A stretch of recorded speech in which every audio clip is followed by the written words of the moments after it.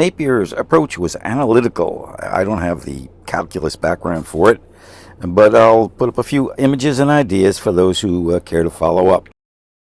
A right angle triangle keeps the same proportions while it changes size. The ratio used here is 1 to 10. Napier used subtraction to create a geometric progression. It works something like this. 10 million minus 1 is equal to 9,999,999 over 10 million times 10 million. Simplified his calculations considerably. It was also going to demonstrate the very new decimal point notation in a very practical and useful way. The base of the triangle represents the geometric line, the whole or total length or total sine.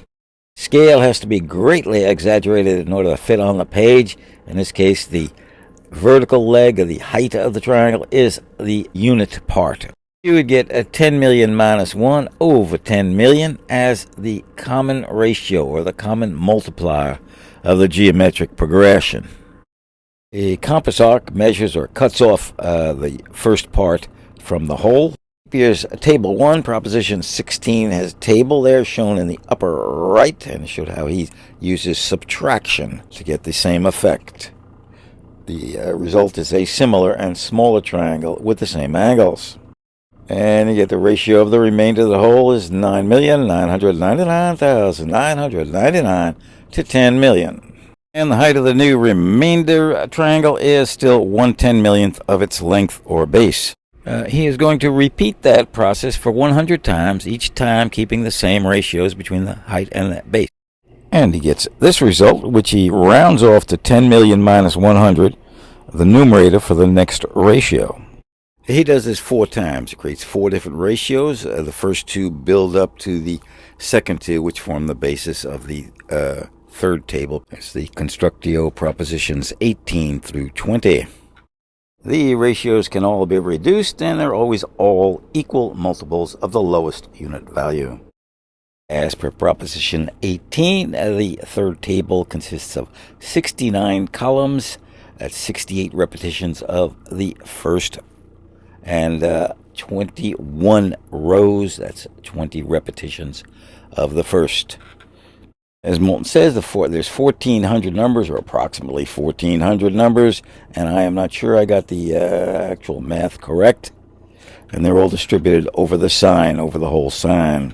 He then uses arithmetic and geometric mean proportion to acquire the actual signs he needs. I'll give an idea of that in the next sequence. And he comes up with the idea of motion continuously slowing. Now, here is a modernized version of how Napier pitched the product back in 1614.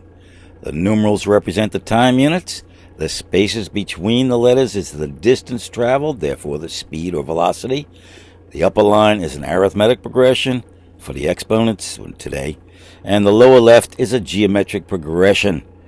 The ratio line is the common multiplier of that progression. The velocity on both lines is the same to start with, but then the geometric velocity continuously decreases. You get 3 letters in succession. Here we'll use ACD. Upper line is a arithmetic progression. Uppercase C is the arithmetic mean of ACD. And the lower line is a geometric progression. Lowercase c is a geometric mean of ACD there. 4 letters will give you a continuous mean progression. A is to C, as C is to D, as D is to E. As the letters get closer together, the mean becomes more and more like instantaneous motion. And in the Constructio Proposition 26, he basically argues for continuous motion. The animation, one more time. Mean speed rule had been around for a couple hundred years, over 1,000 if you count the Babylonians. Napier used a variation to define his limits or boundaries, and to determine the logarithms for signs located between the terms of the progressions, basically an average of the starting and ending velocities. The Constructio Proposition 33 summarizes the use of the limits to determine the logarithms, and they're all equal multiples of the first. The logarithmic tables used here are from the actual 1614 table. And here is the original 1614 table, courtesy of the Tamasha Library. It's the right side showing the sines and logs for 90 degrees and the next lower sines. Here, the Descriptio demonstration imagery from page 4 shows the logarithms worked out for the common ratio of 6/7 for the geometric progression, and that was apparently used in order to fit the image on the page. And here's the second logarithm. It's 2.8, or twice the first. As I say down below there in the lower left, I will need more algebra. There's a few things here that don't quite jive. If we were to graph this as is done today, it would look something like this. This would be an anti-logarithm. I never studied these things. This is only one difference from the way Napier did it to the way we do things today. This is from Briggs's work, Arithmetica Logarithmica of 1624, and my understanding is any arithmetical progression will work for a logarithmic table. In other words, any arithmetical progression against any geometric progression, but of course some of them are better than others. Here is the beginning of Briggs's 1624 tables, almost 400 years old, and you can compare it with today's technology. Logarithm of 1. The answer is 0. Of 2. The answer is approximately 0.3. And the rest of the table works the same way. Briggs did not make a graph like this, but you can do it. Here's some modern graphs of base 10, the natural log base e, and base 2.